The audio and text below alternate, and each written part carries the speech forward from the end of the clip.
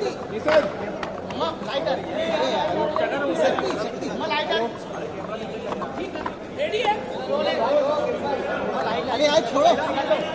का दिन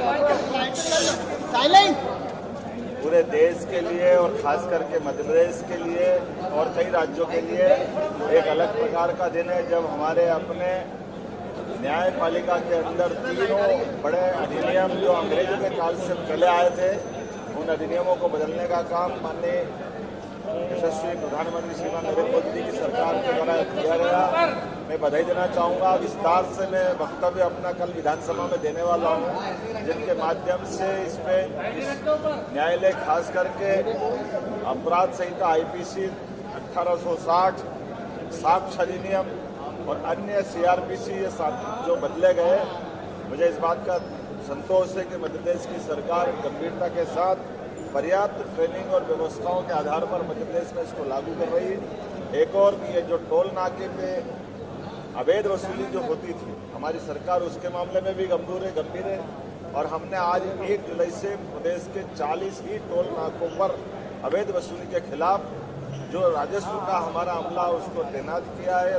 रेवेन्यू अमले के साथ साथ हमारा आरटीओ डिपार्टमेंट भी जो हमारे टोल बैरियर है, उस टोल बैरियर के माध्यम से वैधानिक व्यवस्थाओं के लिए कृत संकल्पित है। सरकार ऐसे सभी संवेदनशील मामलों में लगातार कार्रवाई करती रहेगी।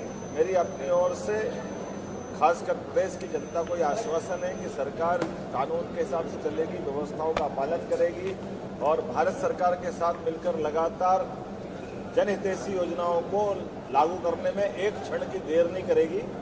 मेरी अपनी ओर से आप सबके प्रति आभार।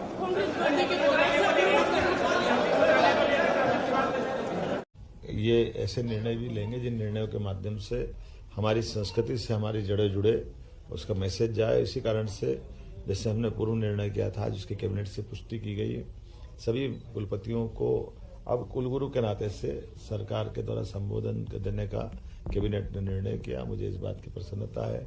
खास करके इसका और महत्व तब बढ़ जाता है जब जुलाई माह में ही, इस माह में 21 तारीख को गुरु पूर्णिमा भी है और हम अपने कुलपतियों को माननीय कुलगुरु के नाम से संबोधित करेंगे। और इसका असर ये हुआ कि कई राज्यों ने हमसे अपने इस प्रस्ताव की प्रति मांगी है, इस कानून को बनाने के आधार मांगे और इसके आधार पर वो सब अपने राज्यों में भी कुलपतियों का नाम बदलेंगे। मैं भी आपको बताना चाहूँगा, मैं इंदौर में हमारी एक खास करके महिला कुलपति जब बनती है, ऐसे में अगर वो विवाहित होती है तो उनकी बड़ी दुविधा हो जाती है और कई बार वो अपने पति का नाम बताती तो कुलपति के पति ऐसे करके लोग कोई बात उठाते हैं। तो बेहतर होगा कि कुलगुरु ये हमारी गुरु परंपरा से जोड़ती है और बहुत पवित्र भाव से हमने इसको लागू किया। मुझे इस बात का एहसास है कि प्रदेश की जनता इस बात को जानती है कि हमारी सरकार की भावना इस संबंध में क्या होनी चाहिए। तीसरा, ट्यूबवेल में कई बार घटना घटती है, कई बार बच्चे गिर जाते हैं, बाद में तकलीफ होती है, कई बार जनहानि भी हो जाती है, बच्चों को बचा नहीं पाते हैं। हमने इसमें कठोर निर्णय हमने लिया है कि किसी हालत में जिस ट्यूबवेल में ओपन पाया जाएगा तो उसके खिलाफ कार्रवाई करेंगे। पंचायत और बाकी लोग पहले जुर्माना लगाएंगे, अगर ऐसी घटना घटती है तो एफआईआर तक करके हम कठोर कार्रवाई करेंगे। हर हालत में हर बच्चे की जान बचाना जरूरी है और ट्यूबवेल जैसे मामले में लापरवाही सरकार बर्दाश्त नहीं करेगी। मैं आपके माध्यम से पूरे प्रदेश में अपील करता हूँ कि जो कोई ट्यूबवेल कराना चाहता है वो उसको ठीक से कराए, लेकिन उसका ढक्कन जरूर लगाए, किसी हालत में उसको ओपन नहीं छोड़े, खुला नहीं रखे।